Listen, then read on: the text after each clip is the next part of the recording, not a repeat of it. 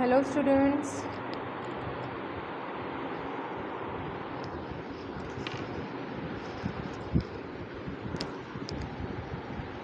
इस वीडियो में हम केमिकल चेंज से स्टार्ट करेंगे। ये लास्ट पार्ट है हमारे चैप्टर 4 का क्लास 7।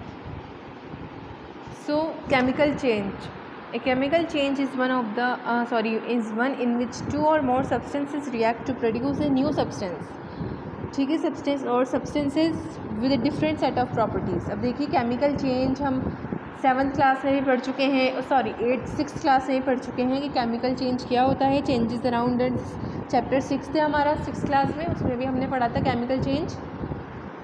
तो केमिकल चेंज वो होता है जब दो या दो से ज़्यादा चीज़ें आपस में रिएक्ट करें, ठीक है, आपस में कंबाइन हों और एक नई चीज़ बने जिसकी प्रॉपर्टीज़ बिल्कुल अलग हों।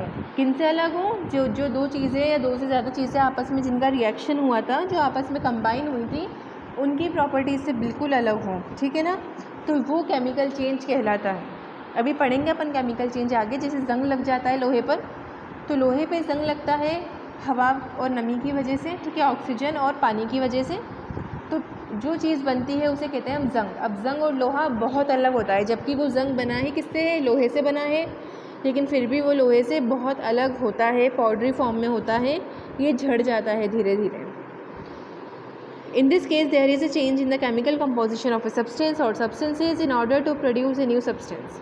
अब इसके अंदर क्या होता है? केमिकल कंपोजिशन में चेंज हो जाता है। केमिकल कंपोजिशन में मतलब जो एलिमेंट्स थे, जैसे लोहा हमने पढ़ा, लोहे में जो एलिमेंट्स होता है वो आयरन होते हैं। आयरन पूरा आयरन से बना होता है, Fe, ठीक है, Fe जिसे कहते हैं, जिसका सिंबल है फेरस का, फेरम का। लेकिन जब ऑक्सीजन और हाइड्रोजन से वो रिएक्शन करता है तो उसका फार्मूला बदल जाता है, उसमें ऑक्सीजन भी ऐड हो जाता है, FeO हो जाएगा, ये कोई दूसरा फार्मूला होगा उसका।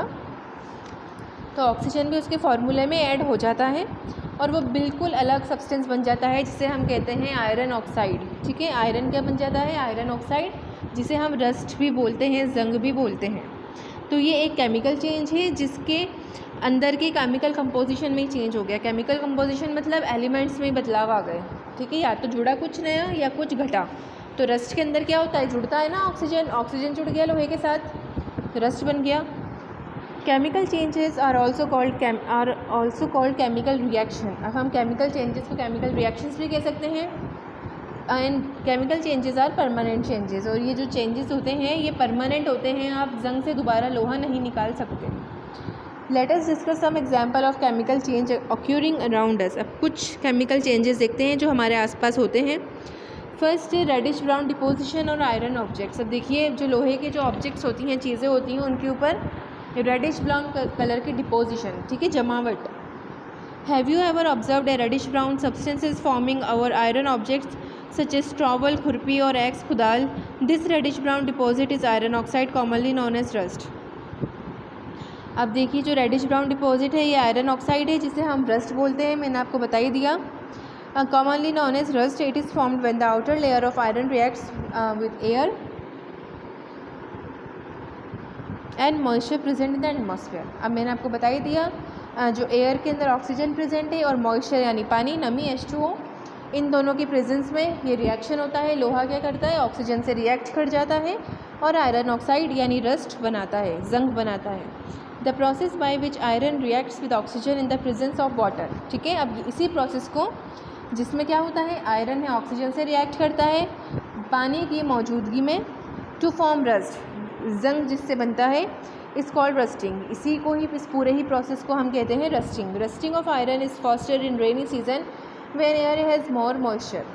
अब जो रस्टिंग है यानी लोहे में जंग सबसे ज़्यादा बारिश के मौसमों में, बारिश के दिनों में लगता है, जब हवा के अंदर नमी ज़्यादा होती है, ठीक है।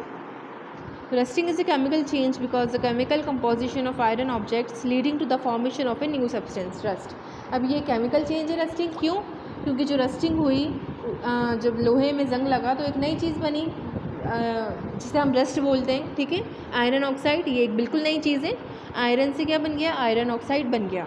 It is also a permanent change since iron can not be obtained back from rust. और ये परमानेंट चेंज भी है, आप जंग में से लोहा नहीं निकाल सकते, ठीक है। Let us right the word equation. For this chemical reaction. अब हमें क्या करना है, वर्ड इक्वेशन लिखनी है इस केमिकल रिएक्शन में। वर्ड इक्वेशन मैंने आपको बताया था शुरू के वीडियोस में। जब एक रिएक्शन हम लिखते हैं तो रिएक्टेंट और प्रोडक्ट दोनों लिखते हैं। रिएक्टेंट होते हैं जो आपस में कंबाइन हुए रिएक्ट करने वाले, और प्रोडक्ट होता है जब रिएक्टेंट्स आपस में रिएक्ट करें, जुड़ें, तो क्या नई चीज़ बनी, वो प्रोडक्ट होता है। तो यहाँ पे रिएक्टेंट्स क्या हैं, iron, atmospheric oxygen, moisture present in air, ठीक है ना, जो कि क्या है, पानी है। और प्रोडक्ट क्या बना, इन तीनों चीज़ों से मिलकर क्या बना, आयरन ऑक्साइड यानी रस्ट, आपका जंग। Therefore the word equation for this chemical reaction will be iron plus oxygen plus water equals to iron oxide, ठीक है। ये तीन चीज़ें तो क्या हो गई, रिएक्टेंट हो गई, आयरन, ऑक्सीजन और वाटर। और प्रोडक्ट क्या बना, iron oxide is the product. Rust is actually a flaky substance that does not stick to the iron object. अब जो ये रस्ट होता है ये एक फ्लैकी सब्सटेंस होता है, यानी ये चिपकने वाला सब्सटेंस नहीं है, गिर जाता है, झड़ के गिर जाने वाला सब्सटेंस है। As such as the iron gets expose to further rusting. और ऐसा कब होता है, जब आयरन क्या हो, जैसे ही रस्ट बनेगा, जंग लगेगा, तो वो जंग धीरे धीरे झड़ना शुरू हो जाएगा, तो अंदर की बॉडी बाहर निकल आएगी आयरन की, फिर उसमें भी जंग लगेगा, वो जंग झड़ के गिर जाएगा, फिर अंदर की बॉडी बाहर आ जाएगी। तो ऐसे करते करते जो आयरन ऑब्जेक्ट्स होते हैं वो कमज़ोर पड़ जाते हैं। In due course of time the iron object becomes weaker as more and more iron gets converted to rust, ठीक है ना। तो ऐसे क्या होता है, धीरे धीरे रस्ट बनता रहता है, ज़्यादा से ज़्यादा आयरन रस्ट में कन्वर्ट होता रहता है, और जो आयरन ऑब्जेक्ट है वो कमज़ोर पड़ जाते हैं। In order to protect iron objects from eroding, rusting must be prevented. अब इरोडिंग का मतलब होता है कि झड़ के गिरना, ठीक है ना। जैसे सॉइल इरोजन होता है ना आपका, एक जगह से दूसरी जगह मिट्टी चली जाती है, वैसे आयरन में भी इरोजन हो रहा है, इरोडिंग हो रही है, इरोड हो रहा है, आयरन पाउडर बन बन के उड़ रहा है। तो इसके लिए हमें क्या ज़रूरी है कि हम रस्ट को प्रिवेंट कर सकें, ठीक है। The process of rusting can be prevented by cutting of either oxygen और वाटर और बोथ। अब इस प्रोसेस को रोकने के लिए हमें क्या करना है, जो आयरन ऑब्जेक्ट्स है, या तो हम उस तक ऑक्सीजन की सप्लाई बंद कर दें, या पानी, या दोनों को ही बंद कर दें। अब ऐसा तो हो नहीं सकता, आप एटमॉस्फेयर में कैसे करोगे। ऑयलिंग और ग्रीजिंग आयरन ऑब्जेक्ट्स, तो हम लोग क्या करते हैं, जो आयरन ऑब्जेक्ट्स है उस पर या तो ऑयल पेंट कर देंगे, या ग्रीस वाला पेंट जो आता है ग्रीजिंग कर देंगे। Objects prevent the outer surfaces from coming in contact with moisture and air, दस प्रिवेंटिंग रस्टिंग। अब जो ऑयल और ग्रीस होता है इसमें ऑक्सीजन एब्जॉर्ब नहीं हो पाती, ठीक है।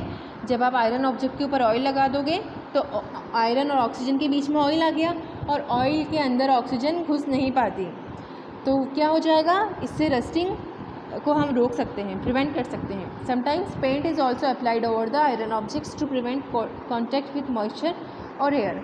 अब कई बार क्या करते हैं, हम पेंट भी अप्लाई कर देते हैं, ऑयल पेंट्स जो होते हैं वो लगा देते हैं, ताकि जो नमी है और हवा के अंदर और जो ऑक्सीजन है, हवा है, उसके कॉन्टैक्ट में आयरन ऑब्जेक्ट्स ना आए। Another process called galvanization is also use to prevent rusting of iron objects. In this process the iron objects is coated with a layer of zinc. अब गैल्वेनाइजेशन एक process होता है जिसके अंदर हम आयरन ऑब्जेक्ट्स को जिंक की layer से कोट कर देते हैं। जिंक भी आयरन की तरह एक मेटल है जिसकी प्रॉपर्टीज़ आयरन से अलग होती हैं। तो इस प्रोसेस को क्या कहते हैं, गैल्वेनाइजेशन, जिसमें आप आयरन को जिंक से कोट कर दो। Such iron is called galvanized irons, और ऐसे आयरन्स क्या कहलाते हैं, galvanized irons. Now browning of vegetable and fruit surfaces. Certain fruits and vegetables such as brinjals, potatoes and apples turn brown on being cut open and left for some time. कई बार क्या होता है, जब भी हम फ्रूट्स और सब्जियां काटते हैं, जैसे सेब, आपके बैंगन, इन्हें आप काटोगे तो क्या होता है, ये काले पड़ जाते हैं थोड़ी देर बाद।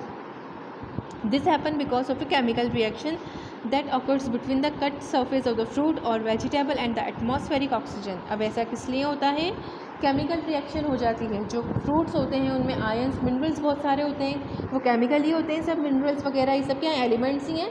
आपने पढ़ा होगा 6th क्लास के अंदर आपकी, या 7th में होगा आपका, जो डेफिशिएंसी डिजीज़ होती हैं, जैसे मिनरल्स, विटामिन की कमी से, तो मिनरल विटामिन क्या है, एलिमेंट्स ही हैं।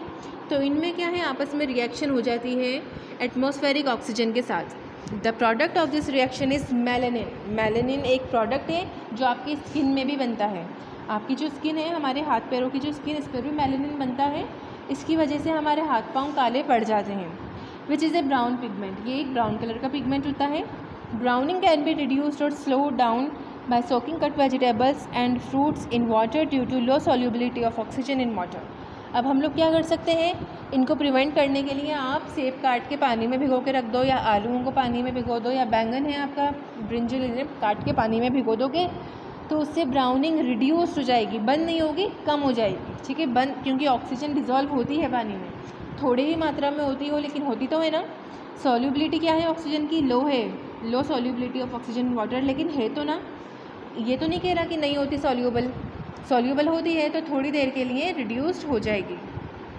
Now reaction between vinegar and baking soda. अब देखिए इसके लिए एक एक्टिविटी आई है, विनेगर और बेकिंग सोडा का रिएक्शन है। यहाँ पे हमें क्या करना है, to study the reaction between vinegar and baking soda water vinegar beaker a test tube and a dropper. अब हमें ये सारे कुछ मटेरियल्स ले लेने हैं, बेकिंग सोडा विनेगर वगैरह। अब मेथड, फर्स्ट पॉइंट है in a beaker take 50 ml of water, dissolve 1 teaspoon of baking soda powder in it, stir the mixture to dissolve the baking soda completely.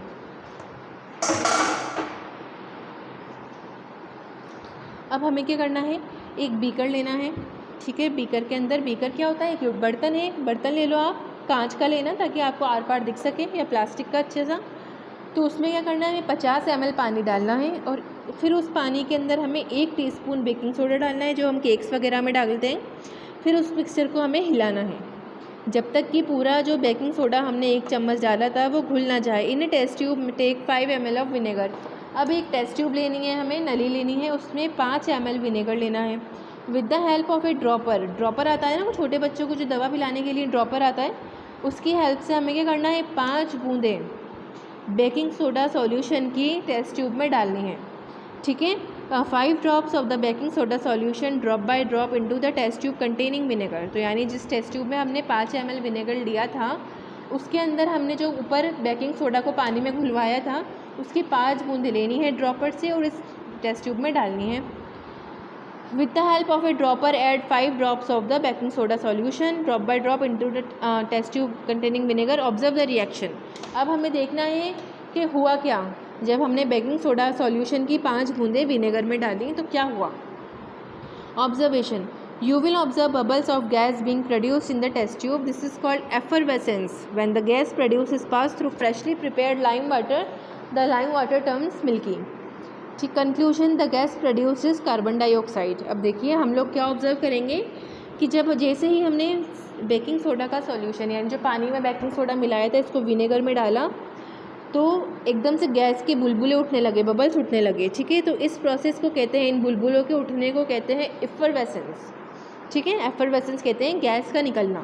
Effervescence कहलाता है जब आप cold drink की बोतल खोलते हो तो गैस निकलती है ना, तो वो प्रोसेस भी एफरवेसेंस है। क्यों? क्योंकि उसमें भी गैस निकल रही है।